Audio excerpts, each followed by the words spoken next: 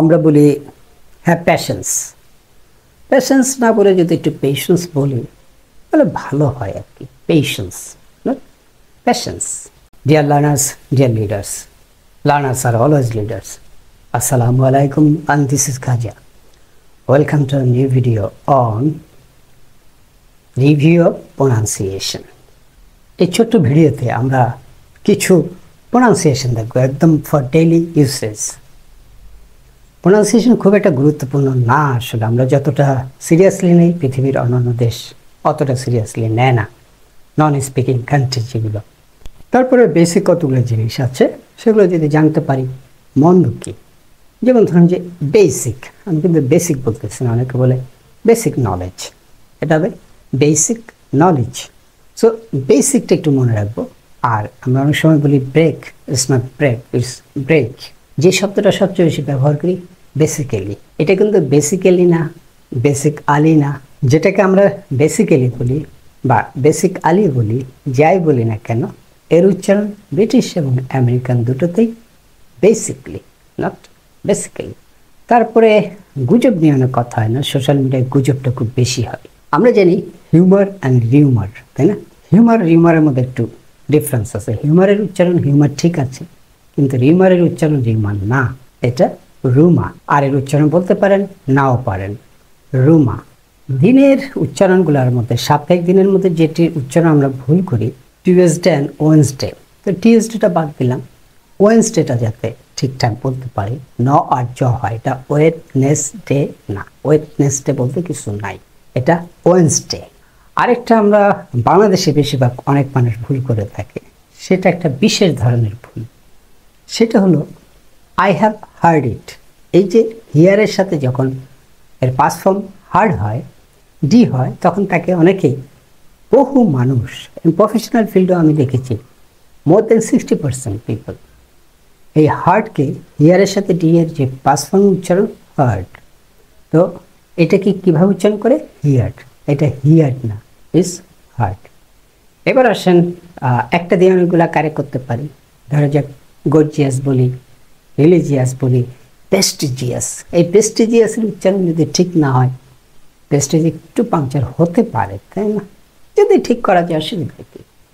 এক্ষেত্রে খেয়াল করবেন, জিয়াস বলতে কিছু নেই, সব কটা জাস। তার মানে গর্জাস, তার মানে রিলিজিয়াস, তার মানে প্রেস্টিজিয়াস, প্রেস্টিজিয়াস। আরেকটা বলি যে খুব সুন্দর, তাদেরকে আমরা কি বলি? প্রেটি, প্রেটি বলি, ভেরি প্রেটি। এটা প্রেটি না, এর উচ্চারণ pretty. A pretty girl, right? A pretty boy, pretty boy আমরা ইউজ করতে চাই না, pretty girl, pretty girl, that would be fine. So pretty, not pretty. এগুলো একটু যদি ডেলি ইউজ করি। আরও সহজ বুদ্ধি আছে, যেগুলো ফুল আছে সেগুলোর সাথে ফুল হবে না, ফল বলবেন। যেমন বিউটিফুল, মার্সিফুল।